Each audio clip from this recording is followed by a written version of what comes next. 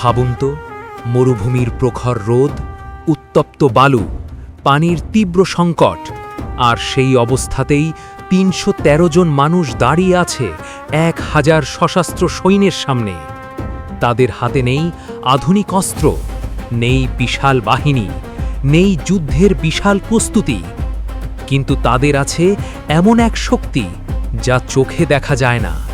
রমজান মাস, অনেকেই রোজাদার, ক্ষুধা, তৃষ্ণা, ক্লান্তি সবকিছু নিয়েই তারা প্রস্তুত ইতিহাস বদলে দিতে।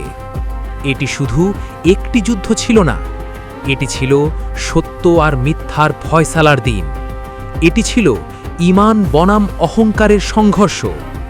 কিভাবে ৩১৩ জন রোজাদার সাহাবী ১,০০০ সশস্ত্র কুরাইশ বাহিনীকে পরাজিত করলেন?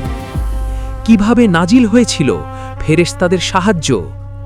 আজ আমরা জানব বদরের সেই অবিশ্বাস্য, হৃদয় কাঁপানো ইতিহাস, যে ইতিহাস আজও ঈমানকে জাগিয়ে তোলে।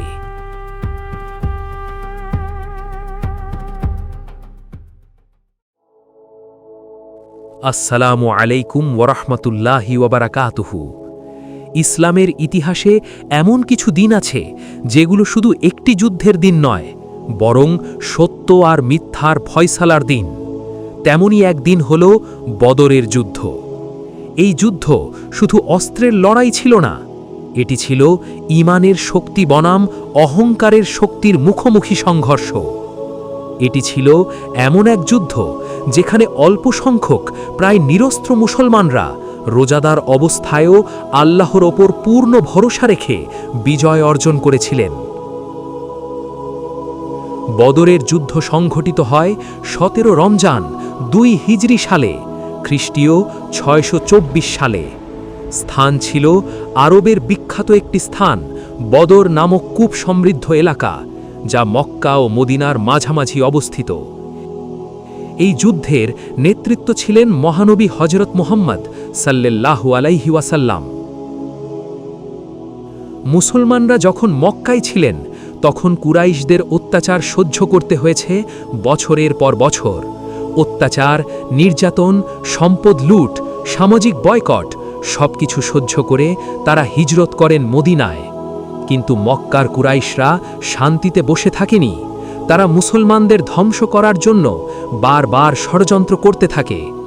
এই অবস্থায় মুসলমানরা জানতে পারেন যে কুরাইশদের একটি বড় ব্যবসায়িক কাফেলা সিরিয়া থেকে মক্কায় ফিরছে। মুসলমানরা সেই কাফেলাকে প্রতিহত করার পরিকল্পনা করেন, কারণ মক্কায় তাদের সম্পদ লুট করে এই ব্যবসা পরিচালিত হচ্ছিল। কিন্তু কাফেলার নেতা আবু সুফিয়ান কৌশলে খবর পেয়ে মক্কা থেকে বিশাল সেনাবাহিনী ডেকে আনেন। মুসলমানদের সংখ্যা ছিল মাত্র ৩১৩ জন। তাদের কাছে ছিল মাত্র ২টি ঘোড়া এবং ৭০টি উট। অস্ত্রও ছিল অল্প। অন্যদিকে কুরাইশ বাহিনীর সংখ্যা ছিল প্রায় ১,০০০ জন। তাদের কাছে ছিল ১০০টি ঘোড়া, ৬০০ বর্মধারী সৈন্য এবং প্রচুর অস্ত্র। সংখ্যায় ৩ গুণ বেশি, শক্তিতে অনেক বেশি, কিন্তু ঈমানে? এটি ছিল রমজান মাস। অনেক সাহাবী রোজা রেখেই যুদ্ধে অংশগ্রহণ করেছিলেন। ভাবুন, প্রচণ্ড গরম, মরুভূমির উত্তপ্ত বালু, পানির অভাব, তারপরেও রোজা রেখে যুদ্ধ। এটি ছিল আত্মত্যাগের এক অনন্য দৃষ্টান্ত। কিছু সাহাবী পরে যুদ্ধের প্রয়োজনে রোজা ভেঙেছিলেন, কিন্তু অনেকেই রোজা রেখেই যুদ্ধ করেছিলেন। তাদের ভরসা ছিল একমাত্র আল্লাহর ওপর। যুদ্ধ শুরু হয় দ্বন্দ্বযুদ্ধের মাধ্যমে। কুরাইশদের পক্ষ থেকে ৩ জন যোদ্ধা এগিয়ে আসে। মুসলমানদের পক্ষ থেকে এগিয়ে আসেন সাহাবী হযরত হামজা রাদিয়াল্লাহু, হযরত আলী রাদিয়াল্লাহু এবং হযরত উবাইদা রাদিয়াল্লাহু। এই দ্বন্দ্বে মুসলমানরা বিজয়ী হন। এরপর শুরু হয় পূর্ণাঙ্গ যুদ্ধ। রাসূলুল্লাহ সাল্লাল্লাহু আলাইহি ওয়াসাল্লাম গভীরভাবে দোয়া করতে থাকেন। তিনি আল্লাহর কাছে কাঁদতে কাঁদতে সাহায্য চান। আল্লাহ তাআলা কুরআনে ঘোষণা করেন যে তিনি ফেরেশতা পাঠিয়ে মুসলমানদের সাহায্য করেছিলেন। কুরআনের বর্ণনা অনুযায়ী আল্লাহ হাজার হাজার ফেরেশতা নাজিল করেছিলেন মুসলমানদের সাহায্যের জন্য। এটি ছিল আল্লাহর পক্ষ থেকে এক বিশেষ সহায়তা। মুসলমানদের মনোবল দৃঢ় হয়ে যায়। কঠোর লড়াই।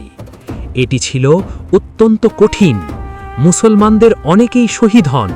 মোট 14 জন সাহাবী শাহাদাত বরণ করেন। অন্যদিকে কুরাইশদের প্রায় 70 জন নিহত হয় এবং 70 জন বন্দী হয়। নিহতদের মধ্যে ছিল ইসলামের বড় বড় শত্রু, যারা বছরের পর বছর মুসলমানদের নির্যাতন করেছিল। অবশেষে অসমী যুদ্ধে মুসলমানরা বিজয়ী হন। এটি ছিল ইসলামের প্রথম বড় সামরিক বিজয়। এই বিজয় শুধু সামরিক নয়, মনস্তাত্ত্বিক ও রাজনৈতিক দিক থেকেও ছিল অত্যন্ত গুরুত্বপূর্ণ। মদিনায় মুসলমানদের অবস্থান শক্তিশালী হয়ে যায়। আরবের বিভিন্ন গোত্র বুঝতে পারে যে মুসলমানরা আর দুর্বল নয়। বদরের যুদ্ধ আমাদের কি শিক্ষা দেয়? 1. সংখ্যায় কম হলেও ঈমান থাকলে বিজয় সম্ভব। 2.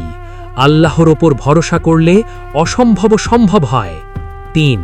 ত্যাগ ছাড়া বিজয় আসে না। 4. রোজা শুধু ইবাদত নয়, আত্মসংযম ও ধৈর্যের প্রশিক্ষণ। বদরের সাহাবীদের মর্যাদা ইসলামে অত্যন্ত উচ্চ। পরবর্তীতে তাদের বিশেষ সম্মান দেওয়া হয়। রাসূল সাল্লাল্লাহু আলাইহি ওয়াসাল্লাম বলেছেন, বদরের যোদ্ধাদের ব্যাপারে আল্লাহ বিশেষ সন্তুষ্টি প্রকাশ করেছেন। বদরের যুদ্ধ শুধু একটি ঐতিহাসিক ঘটনা নয়, এটি ঈমানের জয়ের প্রতীক। এটি আমাদের শেখায়, সংকট যত বড় হোক, আল্লাহর সাহায্য তার চেয়েও বড়। রমজানের পবিত্র মাসে রোজা রেখে তীব্র গরমে অল্প অস্ত্র নিয়ে 313 জন ঈমানদার যোদ্ধা যেভাবে ইতিহাস বদলে দিয়েছিলেন, তা আজও মানবজাতির জন্য অনুপ্রেরণা। বদরের যুদ্ধ আমাদের মনে করিয়ে দেয়, বিজয় শক্তির নয়, বিজয় সত্যের। বিজয় সংখ্যার নয়, বিজয় ঈমানের। আল্লাহ আমাদের বদরের সেই ঈমান, সেই ধৈর্য, সেই ত্যাগ থেকে শিক্ষা নেওয়ার তৌফিক দান করুন। আল্লাহ আমাদের সত্যের পথে অটল থাকার শক্তি দিন। আমাদের জীবনে ঈমানের বিজয় দান করুন। আমিন। যদি এই ভিডিওটি আপনার ভালো লেগে থাকে এবং আপনি ইসলামের এমন ইতিহাস জানতে চান, তাহলে আমাদের চ্যানেলটি সাবস্ক্রাইব করে পাশে থাকুন এবং কমেন্ট করে জানিয়ে দিন পরবর্তী কোন ইসলামী ইতিহাস নিয়ে ভিডিও দেখতে চান।